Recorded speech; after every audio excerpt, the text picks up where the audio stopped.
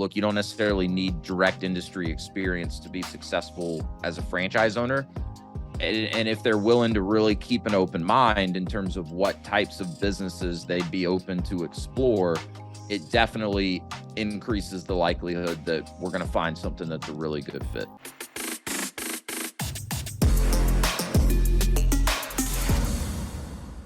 Hello, everyone. Welcome to the Alloy Personal Training Business Podcast. And I am here today with a friend and franchise consultant. Welcome, Wes Barefoot. Rick, thank you, man. Glad to be here. Appreciate it. Yeah, brother. Listen, I think first and foremost, I don't know, certainly my audience has no idea what is a franchise consultant. What does that mean? Yeah, neither do my parents. I've been doing this for and it's like every time I see them, they're like, so what exactly is it that you do? I've kind of just given up trying to explain it to them, but I think your audience will catch on a little bit quicker than maybe my folks have. But no, it's as a franchise consultant, I specialize in helping people, number one, understand franchise ownership and figure out if that's a direction that, even makes sense for them to really dig in and explore. And assuming it is something they want to learn more about, then, at least the way I operate, I've got a pretty methodical process that I take people through that's designed to really help them get clear on, what do they want to achieve through owning a business. Through that, then we can kind of start to understand, all right, what's the right type of business model? What's the right role for them as a business owner to play? And then as we understand some of these things, I've got a network of franchise companies like Alloy that I work with, and I'm part of a network of franchise consultants. So we kind of collectively get together and, vet these brands and do our research. As a franchise consultant, we want to make sure that, we're working with really, really good brands that have high standards and take good care of their franchise owners. So we've got this kind of network of brands that we work with. So as I'm taking an individual through my process, I'm able to intelligently make recommendations to them based on what I've learned about them and what they're looking to accomplish through business ownership, and come back in and say, hey, here's, 3 or 4 specific franchise brands that I think could be really interesting for you.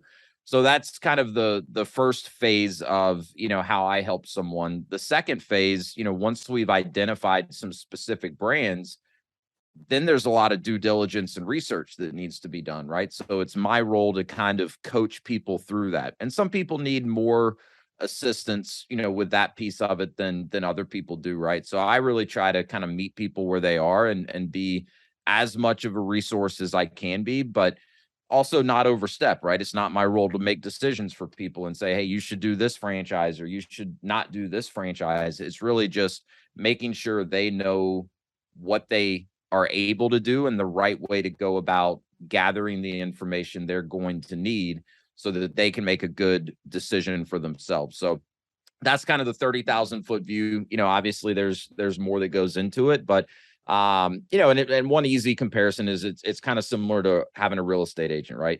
You're in the market for a house, you're going to have certain criteria, you're going to have a budget for, what type of house is going to make the most sense for you. You could spend countless hours, combing the web and looking at listings and driving all over the place, or you could enlist a good real estate agent that's familiar with the market, kind of get clear with them on the criteria you're looking for, and then let them bring you, some options that are going to have a higher likelihood of being a good fit. So it's one kind of comparison that most people can wrap their head around.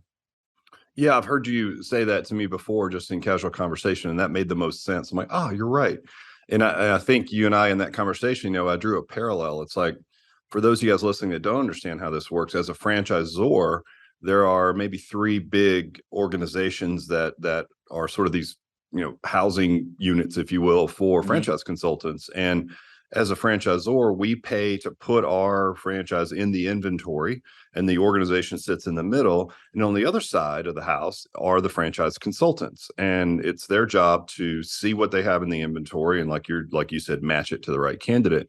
And it's interesting that you said real estate agents, because there's of the ones that we work with, the one that you're with, which is called FranChoice, solid. Maybe not as many brokers as other brokers. I always say that, like, everyone hates that. It's not a broker, it's a consultant. Because it's funny because Kim Daly, who's a mutual friend of ours, who's like really good, and she's with the same organization, FranChoice, that you are. And she always gets onto me for that. So I will, like, as a joke, will text her every now and then. I'm like, how's my favorite broker? She's like, what's up, broker? Yeah, what's up? My favorite up, broker? She's like, don't say that ever. I was like, all right. So not consultant. Or not broker, consultant. Because, and when I really look at, like, the more I learned about it, because I had heard that term early on, and I was just throwing it around, didn't know. But when I look at what you guys do, it definitely is more consultant than broker, because we're going to get into like the psychology of it and all the things you have to do to walk somebody from like, hey, I'm at big corporate, I want an investment, or maybe I want to leave corporate and start my second life, whatever those things are, right? And that's not easy, as you know, emotionally and everything else. And you've got to help people navigate that. So, and I would say, like real estate agents, there's the same thing in real estate. There's always a few cream of the crop that are just crushing, right? And they're making a real run and a real business out of this. And then there's a lot of folks in real estate who are like part-time. Maybe they sell a couple of homes a year and they dabble in it. It's the same thing from where I sit as a franchisor, being part of different organizations. The same thing with consultants. Now, FranChoice in general is typically everyone's really, I mean, I would joke and say everyone in FranChoice like balling out of control, but it does feel that way because in some of the other organizations, they might have a lot more, many more consultants, but a lot of them are just, toe in the water, just dabbling. And that's fine too. But it seems like FranChoice is where the serious folks hang out that really make an impact. So anyway, it is. It is. And I think it's, so I had some perspective on this before I actually got into being a consultant. And by the way, it doesn't hurt my feelings if you say broker, because in a way, I mean, we are, right? We're brokering these deals between franchise buyers and franchisors. But to your point, I do think that to do it the right way, where you're really adding value to the people that you're working with, you do need to have a very consultative approach to that. And that's part of the FranChoice culture. But anyways, I worked for a couple of different franchisors prior to getting into consulting, and I was mostly in franchise sales and development roles. So I got to work with and interact with these different franchise consulting networks that were out there. When I decided that I wanted to make the switch, there was no question in my mind, just based on my previous experience, that FranChoice was where I wanted to land. And so I do think FranChoice, is kind of the top tier group out there. Obviously, I'm probably a little biased, and I know some amazing franchise consultants that have great experience and really are able to help the people that they work with that are part of different networks out there. But one of the things for me with FranChoice is that if you look at the consultants that are especially really active in the group, all of us either own franchises ourselves or have owned franchises and sold them. A lot of them have worked on the franchisor side as well. So, my wife and I own 2 different brands right now in our local market. So, I would like to think that a lot of where I'm able to help people navigate this whole process is in part just helping them learn through my experience, right? And I was very fortunate. I have had some amazing people teaching me and mentoring me along the way and kind of helping me figure things out. And so I really try to leverage that personal experience to help the people that I work with. And you have a lot of that at FranChoice as well. But it's a good network. The culture's great. And we work with some amazing brands. And that's the benefit to a consultant like myself, being part of a group versus just going completely out on my own. It would be much harder for me to acquire or accumulate the number of really high quality brands to work with like we do at FranChoice. Alloy being a perfect example of that. Thank you. I appreciate that. Well, let's dig in a little bit, because it's always curious to me, when I first signed up for a consultant network, I was like, oh man, you pay handsomely to get your product on the shelf. I'm like, what am I paying these folks? And I was under the impression that you just like grab somebody and throw them over the fence and like I do all the work and then you get paid just for the nod, right? And that's not it at all. So without giving away your secret sauce, how do you find people that are looking for franchise opportunities? Yeah, it's kind of the $1 million question, right? I mean, like I'll never forget when I first approached FranChoice, because I had a relationship with the folks there and I was like, hey, I'm really strongly considering, leaving my current job and kind of becoming a consultant, as the first, they almost try to talk you out of it, right? Because they're like, look, it's not easy to find good quality people to work with. And so, to me, there's really not necessarily a secret sauce. At least I would say I don't have a secret sauce. Again, I'm kind of fortunate in that I really kind of grew up in franchising. I mean, I got into franchising a couple years out of college and working for a few different brands, now owning a couple of different brands. I've got a pretty deep network of people that are just already involved in franchising or in one way or another. And so, I've had a lot of success just staying in good contact with my network, making sure they know what I do and who I'm able to help. So I just tend to get a lot of referrals, and those are the best people to work with because it's usually someone that knows someone that owns a franchise. They're curious about it. They're like, "Yeah, how did you get into this?" And they're like, "Well, I got a guy actually." Like, first email that popped through today was a referral from a guy that I worked with a year and a half ago, right? And he was referring his brother to me. So I really try to stay top of mind with people that I know are gonna just be in a position every now and then to refer people to me. And then I try to put good information out there, right? I mean, what I love about being a consultant is at the end of the day, I don't have anything to sell. I don't have a single product or service to sell anyone. The time I spend working with anyone is completely free of charge. So I'm able to do that and not have to really ask for anything in exchange. So I'm a big believer that, this whole process is first and foremost about education, right? So I'm constantly just trying to put good information out that's going to help people better understand what franchising is, because this is something that may be worth, spending a few minutes on today. But there's so many misconceptions out there for the majority of people if they haven't really taken the time to research franchising. I mean, most people think of what?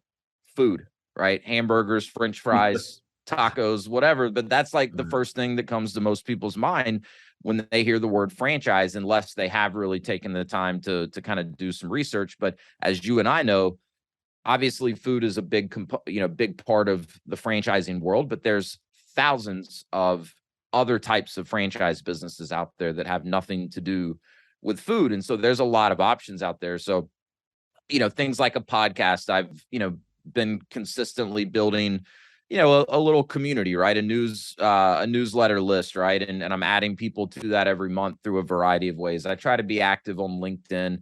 There's all types of things out there. If a consultant wanted to, they could essentially buy leads. I don't love that approach. I think it's hard work for one. It's expensive, but you got to kind of do a lot of smiling and dialing, and it's usually a volume play, right? You buy a bunch of leads, and if you're lucky, you get one or two good people to actually work with out of that. So for those of you listening out there, if you ever go to a franchise opportunity website and fill out any information, that's that company.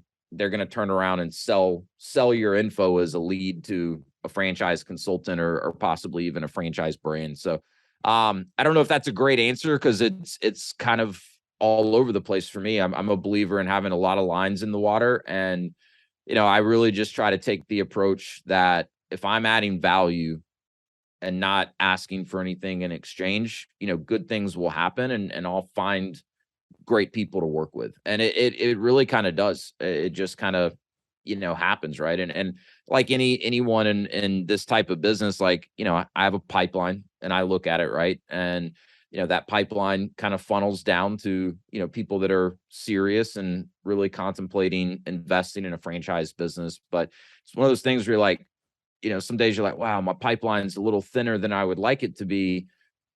And then things just start happening, right? Like the referral that popped into my inbox this morning. It's like, if you think about it, you can almost kind of in some ways manifest good people to work with. But I think your intentions have to be good for that to work.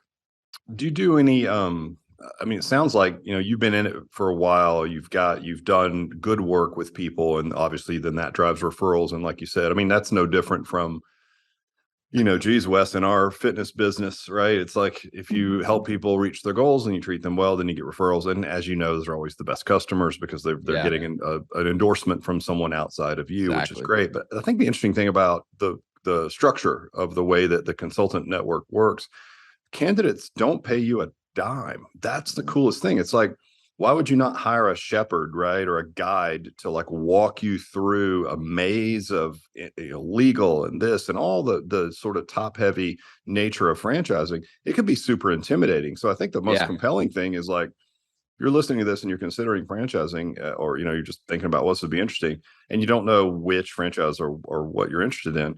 Hire a consultant. I mean, hire Wes. It's like, you know what? He's going to walk you through. He's going to do personality analysis. He's going to figure out like how you're wired. What's the day in the life of for you? Want to, what does that need to look like in your life? How much money do you want to make? What's your investment threshold? What's your financial picture look like? What's your background, your strengths, your weaknesses? Are you social? Are you more introverted? Like, do you want to Yeah. work from home? Do you want to have a brick and mortar? It's like, it's endless. And if you have someone shepherding you through the process, your likelihood of ending up on something that's a better match is infinitely higher.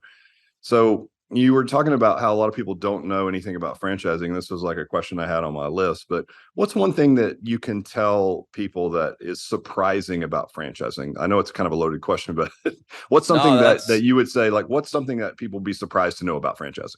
that's a great question. I've got like a couple of answers to that come to mind immediately. So one is that there's not a direct correlation necessarily between how much it costs to launch a franchise business and the earning potential or the ROI potential. That's something I found is counterintuitive to some people. They think, hey, unless I'm, putting five, six, $700,000 into getting this franchise location open, it probably doesn't have a shot of making real money. And that's just not the case. I'm not saying that a franchise that does require that type of capital can't also, be very lucrative and have a great ROI, but it doesn't have to be, right? I mean, one of the first brand my wife and I got into, service-based business, no brick and mortar component, no heavy equipment or vehicles, literally under $100,000 all in initial investment. And that's a $2 million plus business for us today with ridiculously strong margins. And it brings in really good income for us. But that's something that I find most people don't necessarily pick up on until they've had a chance to really kind of see the full landscape of what's out there and understand how some of these different business models can actually do different things. So I would say that's one. The other one I think is worth pointing out is that a lot of people would look at a certain franchise, like Alloy may be an example of this, right? I'm sure you guys run into this where, someone may look at and be like, well, I'm not a personal trainer, or like, I don't have a background in fitness. Like I work out some or whatever, and I try to take care of myself, but I'm not like a fitness guru. Therefore, how could I own a personal training franchise? Right. And, like I know that most franchisors are not necessarily looking for their franchise owners to have direct industry experience. You're looking for certain skill sets that are going to translate to running your business model successfully, right? And a lot of times, in most franchises, that's got a lot to do with, does the franchise owner have the ability to build a good team and create a good culture and set the tone for the business and, kind of manage the big picture without getting in the way and becoming a bottleneck. So that's something that I definitely spend time on with everyone pretty early into the process, is just trying to, break through some of these misconceptions. If people get that, this last point that, look, you don't necessarily need direct industry experience to be successful as a franchise owner. And if they're willing to really keep an open mind in terms of what types of businesses they'd be open to explore, it definitely increases the likelihood that we're going to find something that's a really good fit. Yeah, that's great because we do get that a lot, and of course you knew that already based on your experience. Is people say, "Do I have to be a fitness expert?" And I think 90% of our current franchisees are more what we would describe as investors, Mm-hmm. where they're not servicing revenue, they're not in there training people, as an example. But man, you really nailed it. I think the thing that we're looking for in candidates, because we get this a lot, like what's an ideal candidate for Alloy? And it sounds like it's probably the ideal candidate for any franchise. It's your ability to build a team, we often use this term, Wes. It's like, are you the person that you're looking for is looking for? And I say that meaning when we're looking at candidates, a lot of what we're sort of measuring is their ability to attract dynamic talent, right? Yes. They don't have to be that person, but I'll give you an example. So, I mean, you can imagine the type of person that's going to be the face of a fitness business. They've got to look the part. They've got to have lots of energy. They've got to be extremely outgoing, self-confident, all the things, right? And so when I'm looking at an investor, I have to look at it through the lens of like, is this person that's buying this franchise going to attract the type of operator that I just described? And so if you're, say, introverted and you only work in an office all day and you're computer programming and you don't have much of a social network and you don't, you've never hired people or led people before, it's going to be a tough road to hoe in this type of franchise. Right. But if you're like, okay, so you're not in great shape, but you do recognize that exercise is good, you probably do it. You just don't do all the things perfectly, which who does, right? Yeah. But you've built teams before, you know how to lead, you know how to manage, you know how to coach, like game on, right? And we've seen some of our better franchisees, even in these early innings, they just can attract and lead the right talent. That's all. They're just good leaders. And if they're not, they're going to struggle. So that's one of our big lenses. And in part of our process, as you know, is what we call the CEO call, which is sort of the gateway to getting to come here for confirmation day, which is like where we break bread and really meet each other in person.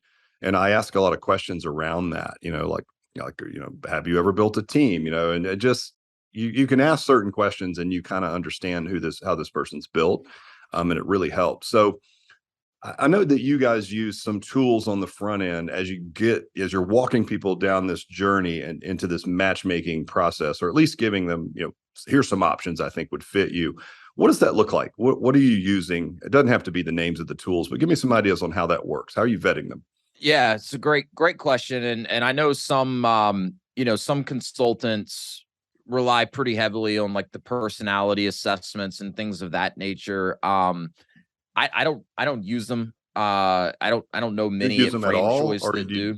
Not the personality assessments. No, it's for me, it's more just, it's all conversational, right? I mean, but there is a process. It's not like this just kind of open-ended. There's clear steps that we're going through, but really the way I look at it is for me to genuinely add value to someone that I'm working with and not just throw some cool franchise brands that are hot at the time in front of them and hope something works out. I really have to dig in and get to know the people that I'm working with, right? So for me, the best way to do that is just good old fashioned, let's talk, right? And I ask a lot of questions, right? And so for me, the starting point, and this is another thing that I found is kind of counterintuitive for a lot of people. We start first we start by, talking about their goals, right? And really understanding like what do you want to achieve, right? And what are you maybe not on track to do in your life right now that if you own the right type of business, it would help you get on track to accomplish some of those things.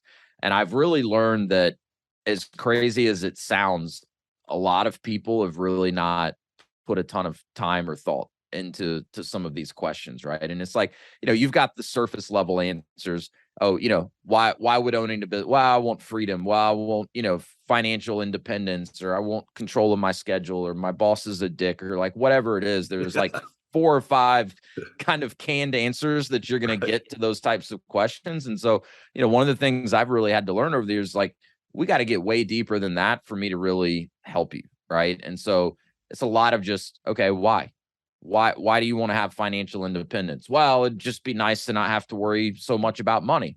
Well, why?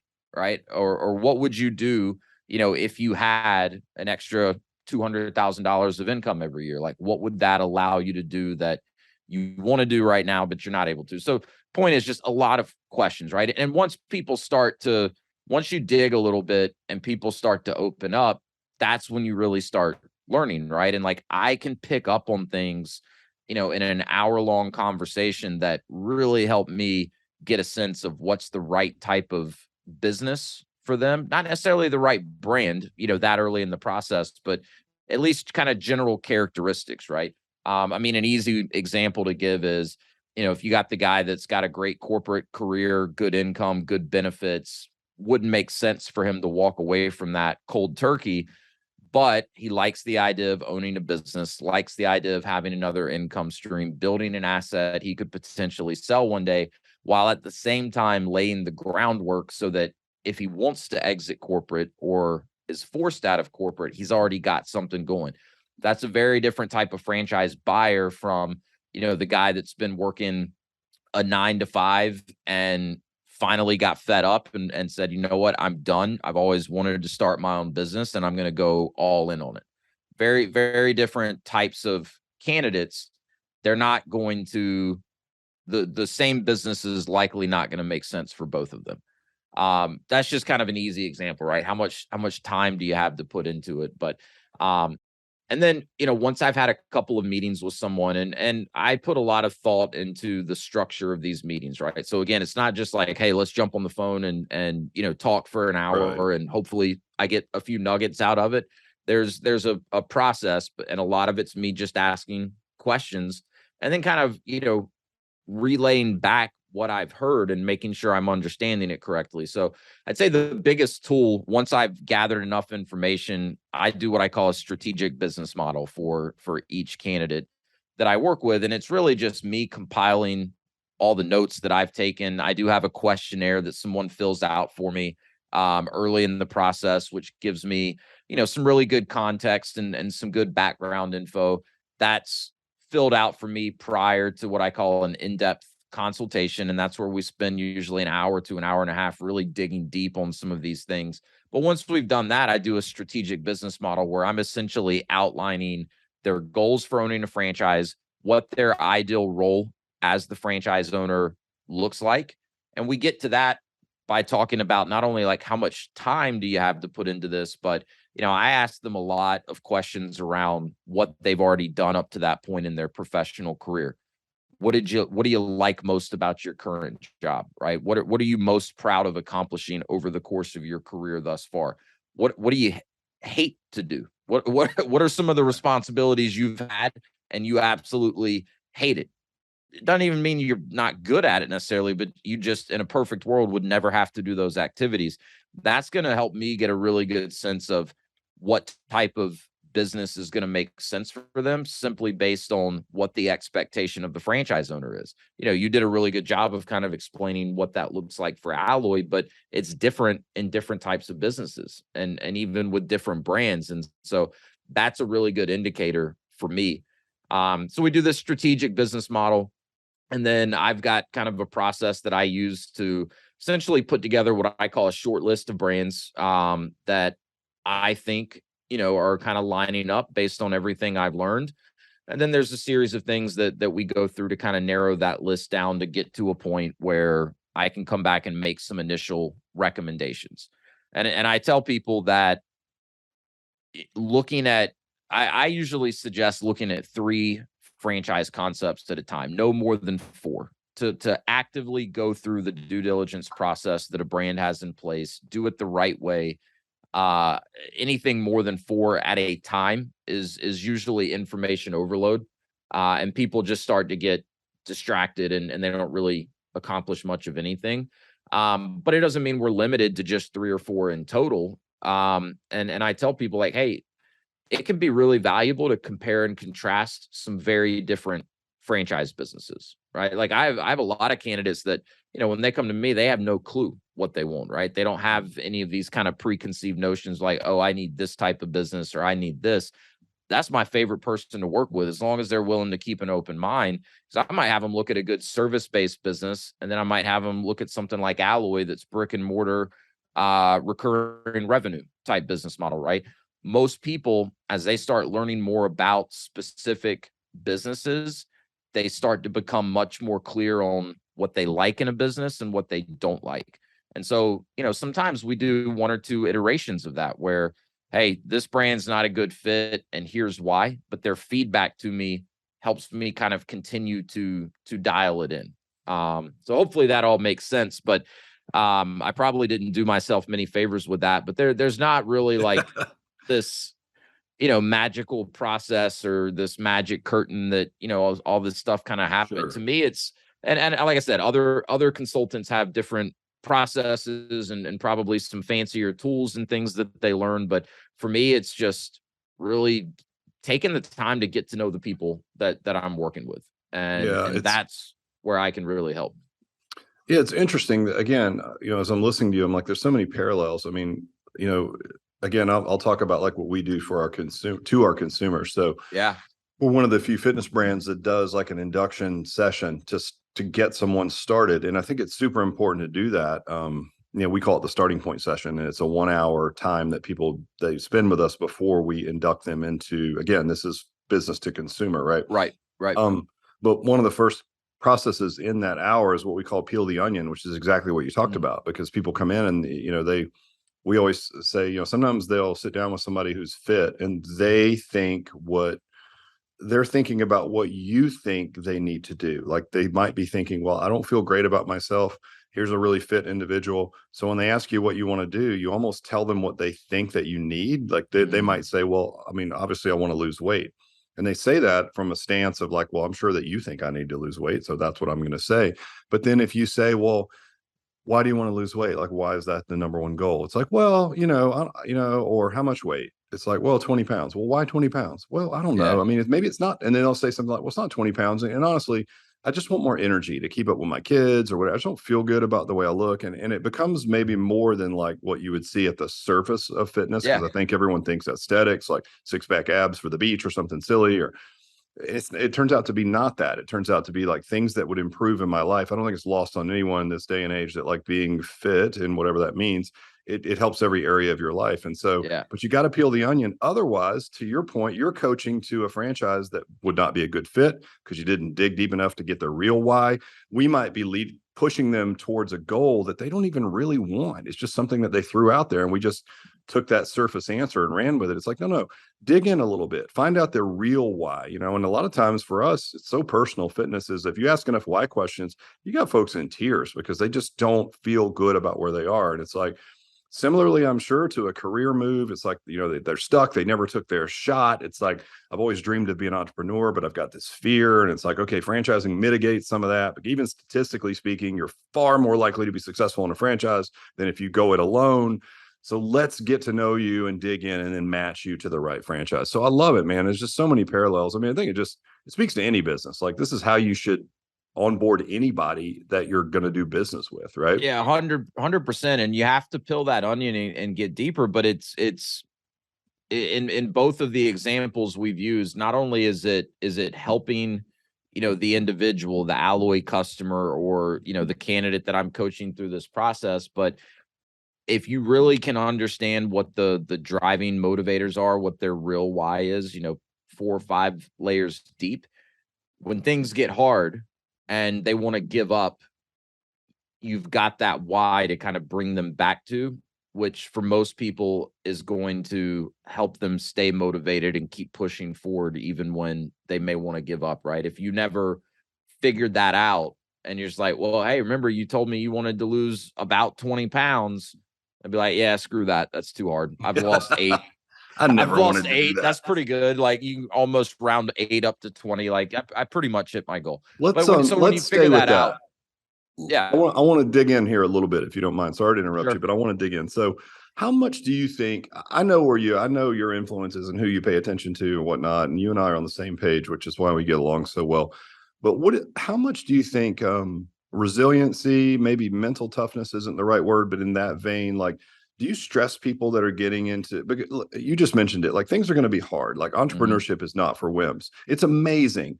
But the amazing part is overcoming the challenges. I've always described entrepreneurship, it's a self-development journey disguised as a business. Growth is I love that. painful. Growth is painful, sloppy. It's like a lot of your struggles are going to be just getting used to living with certain levels of stress and decision making that you might not have had in the past. You don't have a marketing department, a compliance department, and a legal. I mean, it's like, it's you, baby. That's it. Yep. So do you do any training around that? Are you looking for those kind of attributes? How much do you think mental toughness and resiliency plays into being successful? Yeah, I think it plays a huge role. I think the good news with that is, you can train mental toughness just like you can train your body, right? Obviously probably some people are just naturally wired to be a little more resilient or mentally tough, but I think it's something that you can intentionally work on and get better. Like I did a cold plunge this morning, 40 degrees. Last thing I wanted to do, right? But not only is it If good you're for only you, listening, Wes is wearing a fuzzy hat and a parka right now, and he I've been lives on the beach in North Carolina. So I've yeah, been that's shivering the whole time. My lips are blue. Um, but it's so anyways, like there's things that anyone can kind of intentionally do. Put yourself in uncomfortable situations so that you're kind of training yourself to be comfortable being uncomfortable. So yeah, it's something that we talk a lot about as we're going through the process. And not only business ownership is hard, but even getting to the point where you commit to doing a business is hard. And so I mean, for me, the first thing is, because if people are being honest with me, at some point it comes up. And I think I've gotten better over the years at just kind of addressing this early in the process. Like, look, this is scary, right? This is in all likelihood something that you've never done before. Even stepping out on a limb and putting yourself out there to do the research, right? Like we're far from you having to actually commit to anything, but this is kind of uncharted territory for most people as we go through the process. And it's natural that you're going to have some, I call it FUD, right? Fear, uncertainty, and doubt, right?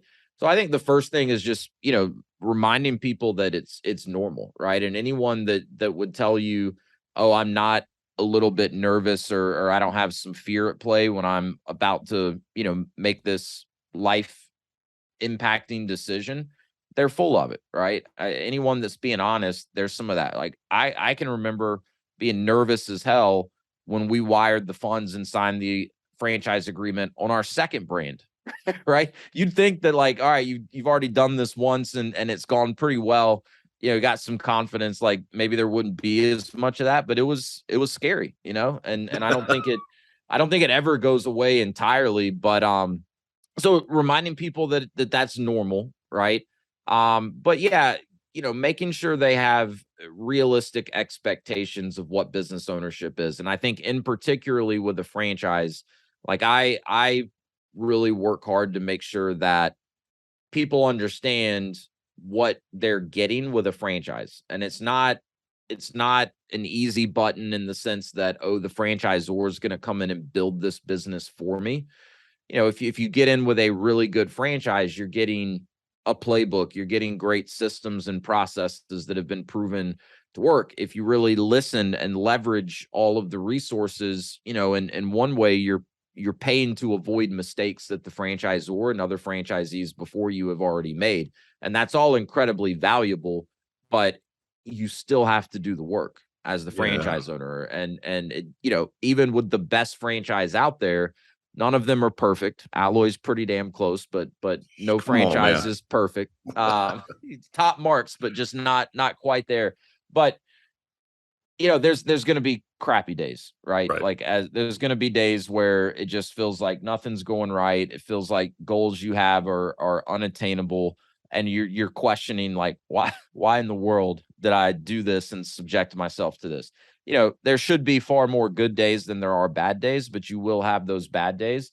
And so yeah, I think making sure people have realistic expectations. One of the things I have to be at peace with though is like I can guide someone through this process, but like I mentioned earlier, I can't make decisions for people, and I can't commit for people. And Right. so, Like there's you people. can't want it more than they do. We say that sometimes where it's like, Yeah. listen, I wish I could come in and run your business for you. I need you to want it as much as I do for Yeah. you, right? That's a great point.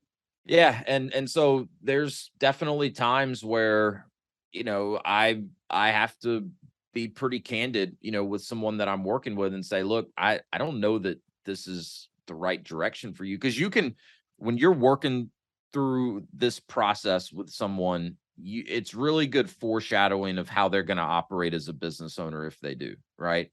If Yes. they're stalling on making decisions, right? Or like there's steps that's a candidate has to go through, right? Like you're going to want a candidate to talk to some of your franchise owners. And most brands, I assume you guys operate this way, but most brands are like, hey, if you want to talk to some owners, that's cool. And here's how you can get in touch. Like most kind of have it set up as a requirement, right? Like Yep. we're not going to approve you to buy a franchise if you haven't gone out and done some good Yep. validating and had some good conversations with our franchise owners, because we want to make sure you have realistic idea of what this business really is, right? And what it takes to be successful. But you'll have some candidates that you're like, all right, so here's how you can get in touch with some owners, or we do these calls every week or whatever the case is, and they don't do anything, right? Or 2 weeks later, you feel like you're pulling them through the process because, again, you want it more than they do. Well, Like, yeah.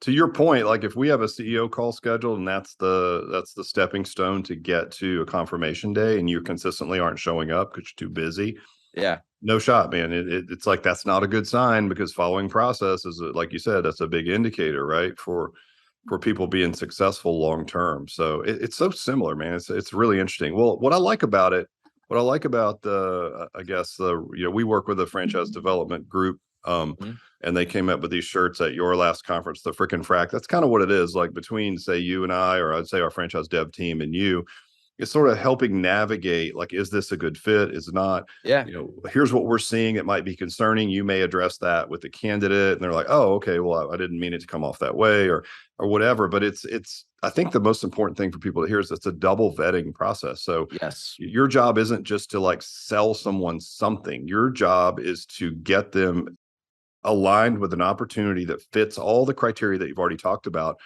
But keep in mind that the franchisor, it's a fractionalized partnership. They have to pick good partners. I mean, look, we're working in a royalty. That means if the franchisee's not successful, I'm not. We have to work together for 10 years. So it is 100% a double vetting process. And what I yeah, like about working with consultants is that's coached along the way. So typically an organic lead versus a consultant lead is they're hearing from folks like you, look, these folks, leadership's a big deal to them. So like you have to show up on time, and you do this and that. And if you really want this opportunity, you've got to show up as your best self. And I find that the candidates that come from the consulting network, especially the good ones like yourself, they're just well coached, right? And yeah, not in a way that they show up falsely, but they show up with the right expectations. right. They follow procedure because they've been coached to do so, and they understand that, hey, I'm being vetted as well. So if I want this opportunity, I've got to show up as my best self. Yeah, 100%. That's, your question earlier. I forget exactly how you phrased it, but that's another misconception, or something that I find a lot of people don't understand with franchising. And every now and, like, most people, especially once you kind of explain it, they're like, oh yeah, that makes sense. And it's, especially if you got really explain like how the franchise business model works, right? Like you said, royalty based, right? I mean, that's how franchisors really make their money. It's not on the upfront fees.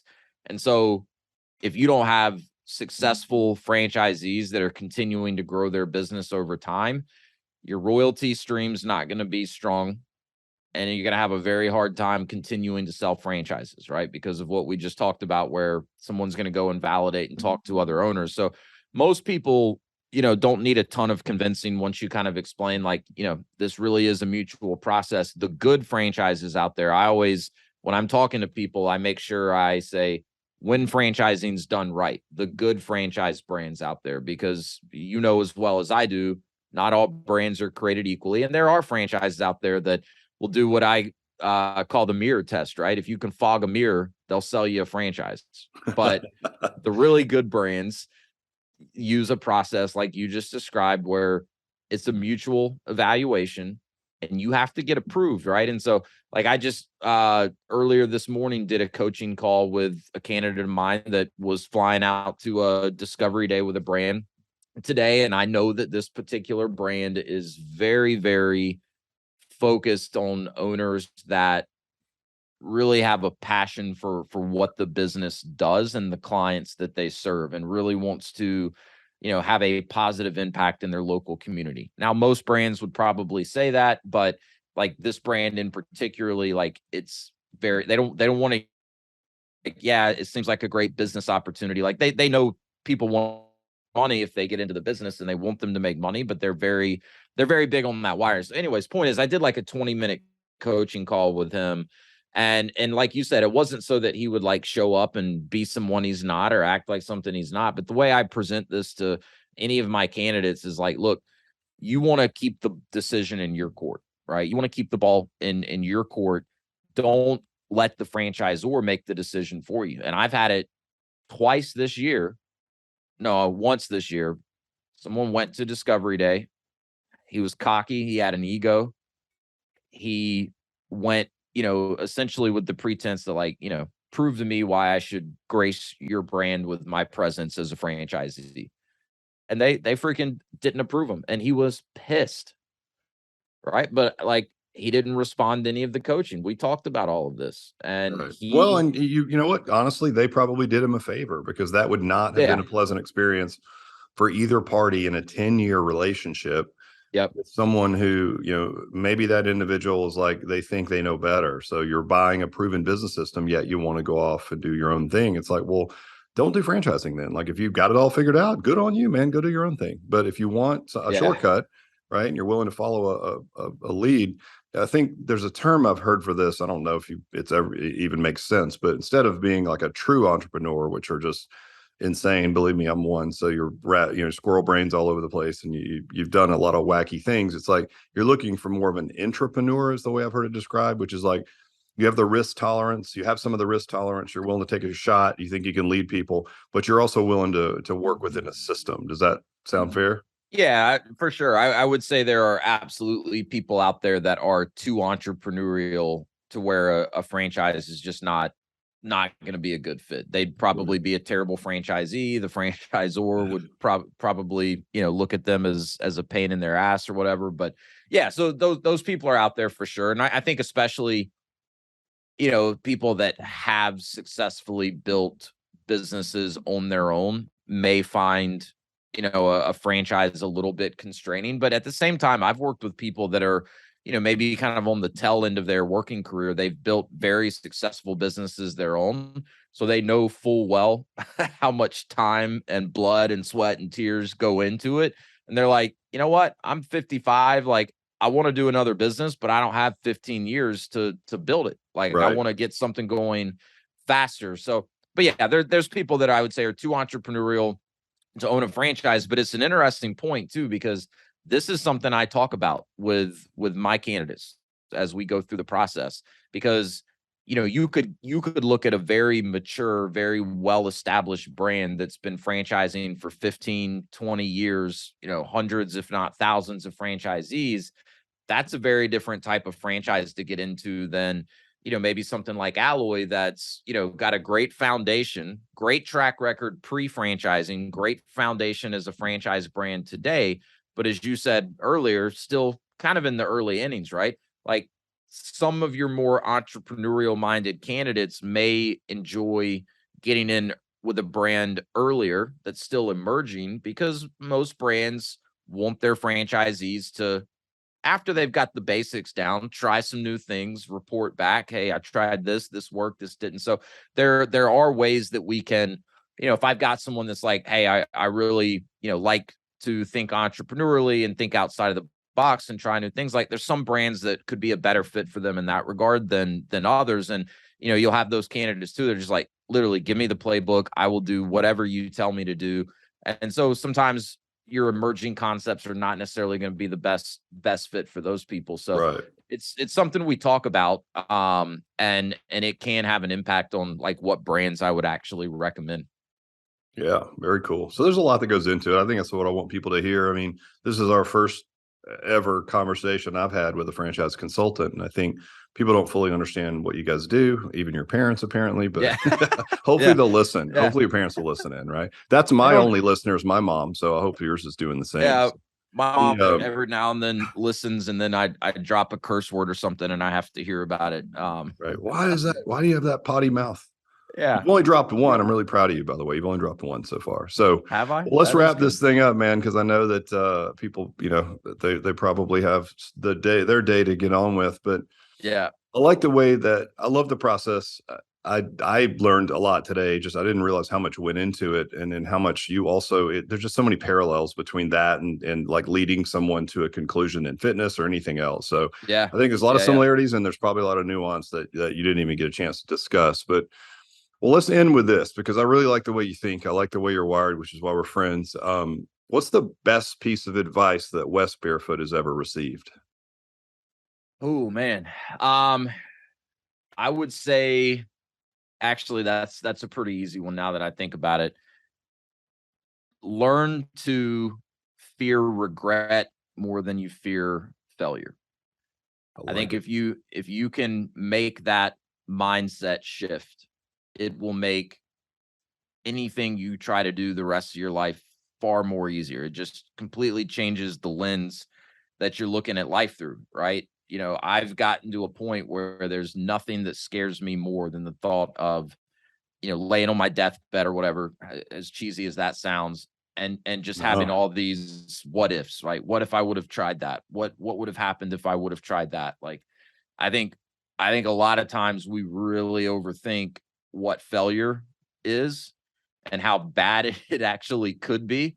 And it causes us to get paralyzed and not do things that we really should do or should try. And so that's probably the best piece of advice, I've ever received and would give to anyone else, especially if you are, thinking entrepreneurially and have, things you want to do as an entrepreneur.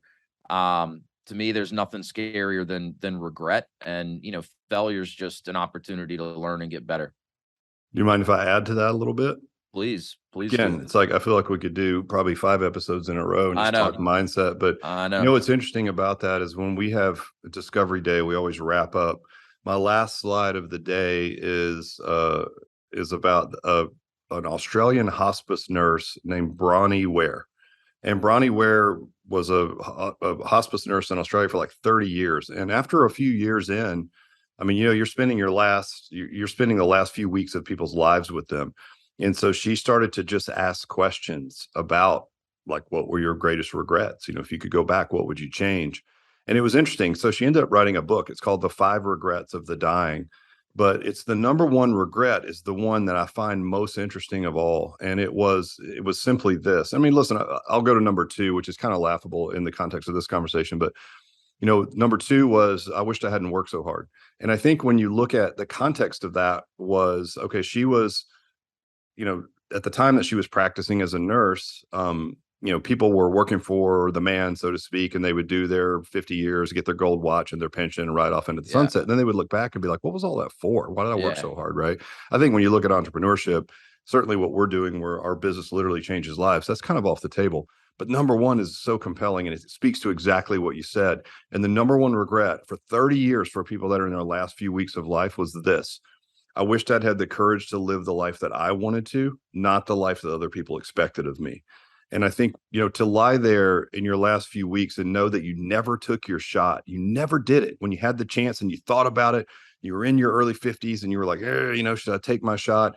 And you didn't do it. I can't imagine the feeling of lying there. Just what you said, you painted the picture perfectly, and you said it sounded silly. It doesn't. There's literally been a book written about it. It was the number 1 regret in everyone's life. So I think there's something that's really there. I appreciate you sharing that. I think it's a big deal. And we share the same thing. It's like, look, man, if you ever thought about it, franchising is a great way to take your shot. It mitigates some of the risk. But at the end of the day, you got to take your shot. You got to find the brand you're comfortable with and go for it. So I appreciate you, man. That's amazing advice. Yeah. Well, hey, man, thank you. I appreciate our friendship. And I learn new things every time we chat, and really appreciate you inviting me on the show. But hey, man, keep doing what you're doing. I can't speak highly enough of Alloy and the business that you've built. And, one of the things I look very closely at, with brands that we work with, and if I'm going to be comfortable recommending a brand to someone, I look very closely at the leadership of the company, who's steering the ship. And, you're top of the list, man. I have a lot of respect for you and appreciate our friendship. So thanks, my friend. Well, how can people find out more about Wes Barefoot? Yeah. Path to Freedom is kind of my personal brand, I guess you would call it. So I've got a website. It's just path2frdm.com. So short form for freedom. I do a podcast. Rick's been on the podcast. It's the Path to Freedom podcast. You can find that on any of the podcast platforms out there. And other than that, I'm pretty active on LinkedIn. So yeah, would love to connect with anyone and help in any way that I can. All right, my friend. Ladies and gentlemen, Wes Barefoot. Thank you, brother. Thanks.